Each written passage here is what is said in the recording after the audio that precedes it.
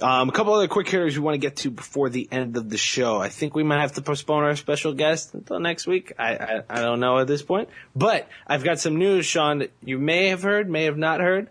This broke tonight. This is on a Wednesday night.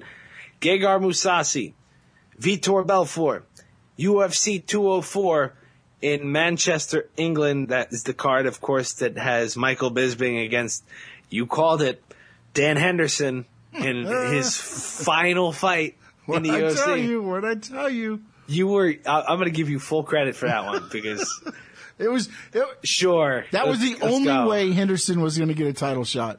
Yeah. Was it Bisping won the belt?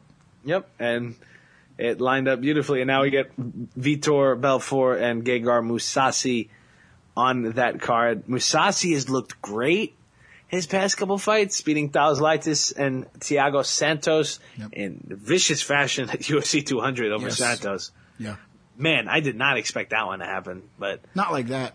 No. Belfort, of course, was completely dominated by Jacare back at UFC 198. I think this is a good piece of matchmaking here. I don't know if it's a co-main event status, but I think these guys, like Mousasi needs a big name. And Vitor Belfort technically still is a big name. I don't think it's like taking the legend out to slaughter? Or not a legend, but a name out to slaughter? I think it's because Mousasi wanted a big name, and I don't think he's earned the right to get a bigger name to be in that upper echelon of middleweights yet. Go take out Belfort out of the picture, and then, all right, we can talk. I think it kind of works for him, and then Vitor Belfort, it's like, all right, you got one more shot, or you're pretty much kind of falling down the pipe here, and you can only beat up old dudes. Because like I think it's a good fight with a lot of stakes on it, personally. Well, I think Mousasi's got a lot of stake. I don't think Belfort has much to win or lose. It's one of those things where, all right, we'll see what happens. But I think it's a good fight to put on that card.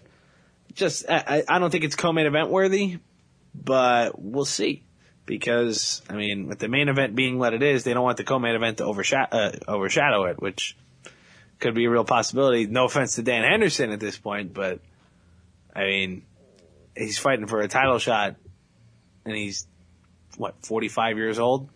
And yeah, but look what he's been doing. What has he been doing, Sean? Knocking people out.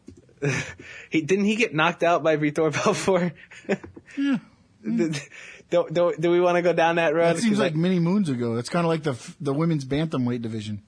Well, that was in November. He got knocked out by Vitor. He did beat Hector Lombard, who, man, that guy's falling fast, quick. He beat Tim Boetsch in New Orleans in June of 2015. And, oh, by the way, he lost to Gegard Mousasi in January of last year. But, I mean, come on. You got to give the man a shot.